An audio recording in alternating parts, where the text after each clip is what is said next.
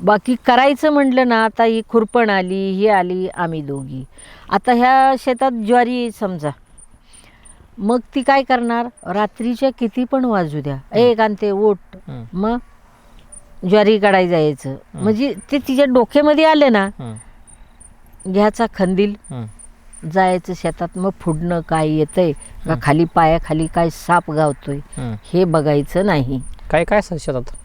शेतात ज्वारी असायची. तिकडे ज्वारी पिकायची का? हां, ज्वारी असायची, हरभरा असायचा, आणि हे भात, काळी साळ. काळी साळ असायची. काळी साळ कसली असायची? काय काळी साळ आता ती बघायला पण मिळत नाही. जाड अशी तांदूळ असतात बर. त्याचं आता कुठं तरी कुणी केलं तर तो भात खायला चांगला असायचा. हां, एकदम. कारळ पेरायचं साईडनं, भुईमुग करायचा, उडीद करायचा. असं 1 वर्ष आमच्या आईनं तुरी केल्या होत्या, तर 1च नंबर तुरी आल्या होत्या. म्हणजे हे त्या बाजूला सगळं होतं, चवळ्या होत्या, उडीद होतं, सगळं व्हायचं आमच्या शेतात. त्या मग ही काढणी काढाल तुम्ही रात्रीला जायचं? हां, दोघीच. मजुरीनं माणूस नाही, अगदी नाहीतरी 4-5 एकर तरी जमीन असेल तेव्हा करायला, पण एक मजुरीनं माणूस नाही.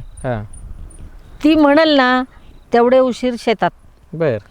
ती म्हणली ना, आज आपण तो बांध काढायचा आहे, बांध म्हणजे हा बरोबर गवताचा, आज आपण जायचं आहे तिकडं. बरं बाई, जायचं. रात्रीचं तर रात्रीचं खंदील इजला तरी चालेल, पण ते गवत काढायचं.